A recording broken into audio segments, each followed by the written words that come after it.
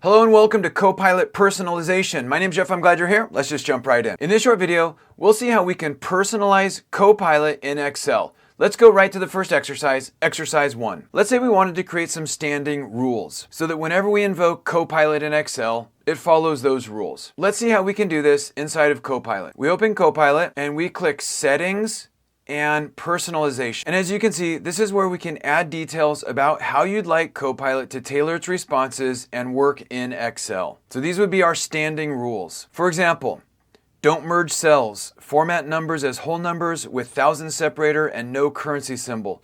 Don't change column widths of columns A through C. Name tables with a TBL underscore prefix, and you get the idea. Now let me click Save. Instructions saved. Okay, perfect. Now let's see if those personalizations worked. I'm going to say update the demo data based on my personalization rules and go.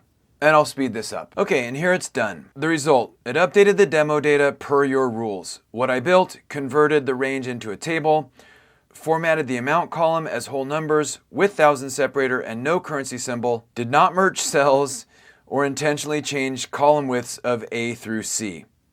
Perfect. So I can click Done. And that's how we can set up like global personalization rules for any time we're working with Copilot in Excel. But what if we wanted specific personalization rules for specific workbooks? Well, that takes us to the next exercise, exercise 2. Maybe we have some rules that we want applied anytime we're working in a specific workbook. One option would be to set up a table like this. I've named it TBL underscore rules. And it has things like always format numbers, no decimal, no currency. It applies to the amount columns. Never merge cells. That applies to the entire workbook. Never change column widths of columns A through C. That applies to columns A through C. Always convert table-like ranges to Control-T tables. This applies to table-like ranges. Always name tables with a TBL underscore prefix. That applies to any new table. Always put summary totals in bold. That applies to total rows. Always prefer to use pivot tables for summary reports. That applies to the entire workbook. So let's see if this works. I'm going to open up Copilot. And my prompt is, apply the rules in TBL rules whenever you edit this workbook. Clean up the sample data. And go. And I'll speed this up. Okay, and it says it's done. So I'll click Done. Result, it cleaned the data and converted it to TBL sample data. What changed is standardized the month and notes capitalization, formatted amount as whole numbers, added bold total row. And then it did its verification. So I'm going to close this and let's take a look. Okay, this looks basically perfect. So it followed these rules. And this is nice. Now, do these rules need to be on the same worksheet that Copilot is operating on? I don't know. Let's find out. Let's go to the next exercise, exercise 3. So we still have our TBL rules table on a different worksheet. And we want to see if Copilot can read it even if we're working on a different worksheet. So let me open up Copilot. And my prompt is, clean the transaction data below. Build a summary report by vendor. Format the report. Reference TBL underscore rules. Go.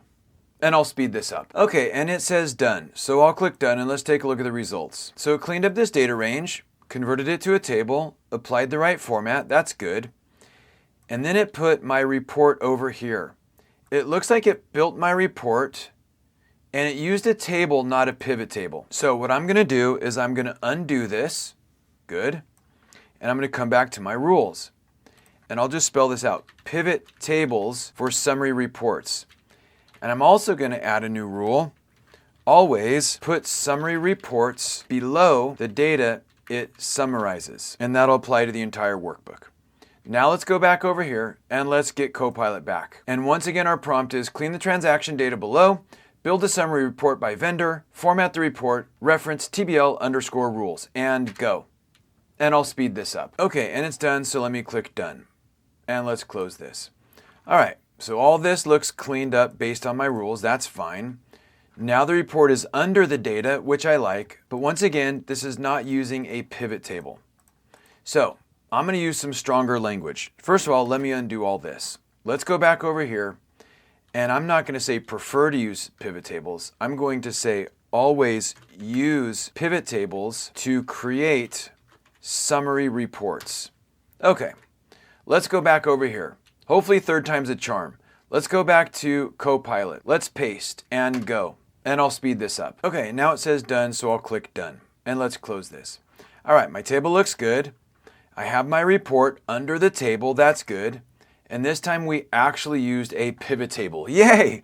It listened. All right, excellent. And our total is 15,874, and our total here is 15,874. So I think we are good to go. And this is how we can set up global Copilot personalization rules and workbook-specific personalization rules. And this comes in really handy for recurring projects because we can specify the rules once. Since it's in a table, it's easy to modify them, and then our prompts become shorter and more concise, and we get better consistency over time. Hopefully this has been helpful. Thanks for joining me. Have a great day.